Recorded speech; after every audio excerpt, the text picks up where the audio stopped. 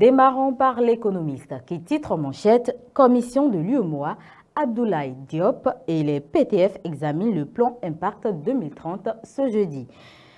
Ainsi démarre la revue des titres. Bonjour. Réforme au Bénin des perspectives économiques solides à l'horizon 2045 évoque le quotidien à la page 8. Ministère de la Santé, près de 200 milliards francs CFA pour 2026. Ministère de l'Énergie et de l'Eau, le budget baisse de 13,72%.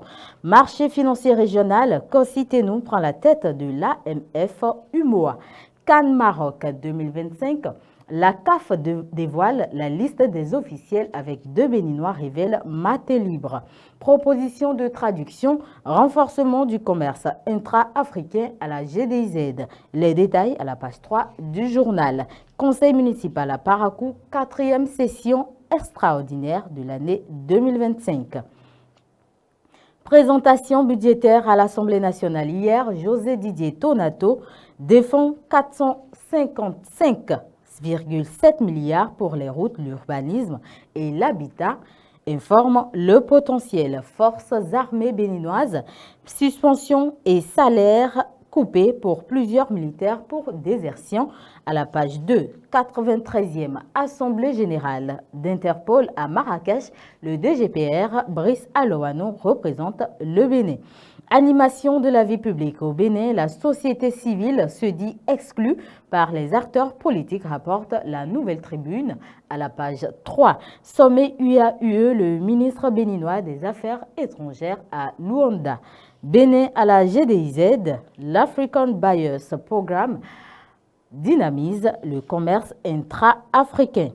Spéculation relative au septennat, Wilfried Léandre Roumbédi clôt le débat sur les 4 vérités.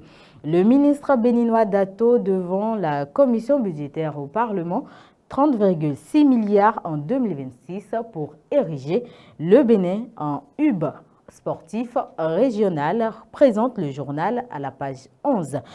Pour les nombreux progrès accomplis sous le régime de la rupture, les cotonculteurs du Bénin célèbrent talons et déclarent leur soutien au duo Wadaï Talata, renseigne Dabarou.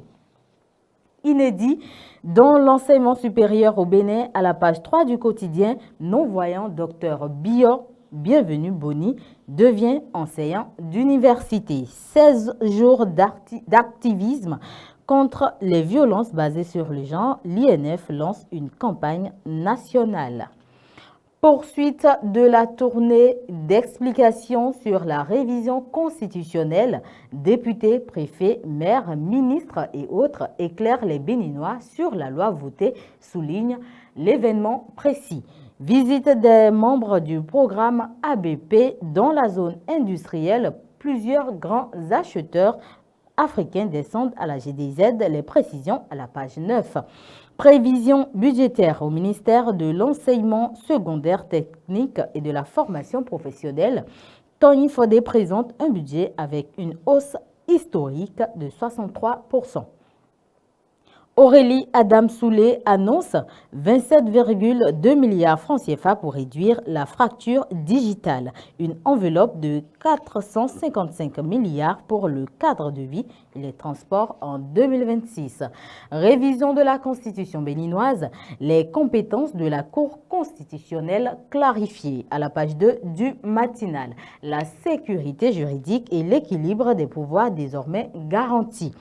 Vodun Days 2026, une kyrielle d'activités pour révéler davantage le Bénin, précise le territorial.